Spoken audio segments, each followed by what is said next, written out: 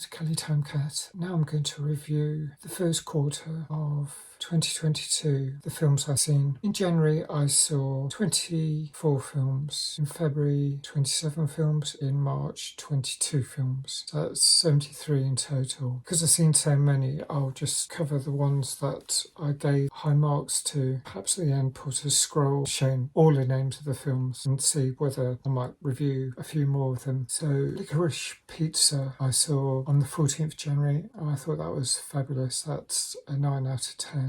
Throwback to the 70s, Paul Thomas Anderson film, and discussed it a lot with a few friends who also really enjoyed it. Don't Look Up, wow, saw that on the 13th of February. That was really amazing. It's been compared to the way humanity has treated climate change. It also reflects the sort of chanting, close your eyes, ostrich-like behaviour that people have expressed. That I gave 9 out of 10. Gave a few films 8 out of 10. Happy as Lazzaro, I saw 27th of March. That was quite a quirky Italian film set in Italy about this lad who somehow defied death. It's just esoteric, but a film that stays with me 9 months now after seeing it. I have seen a few films I've seen before, might leave films like Another Year. Life is Sweet as well. I love that. But yeah, I've seen more than 73 films altogether. Petit Feu, Storyville, that was a documentary, amazing story. I gave lots of films a score out of 7 out of 10. The Eyes of Tammy Faye, biopic drama about a religious preacher who cared about the LGBTQ community. Old Boys, I've made a review like I did for Licorice Pizza, but haven't yet published that, so watch out for that soon. Really enjoyed it. The Remains of the Day, that's an old film from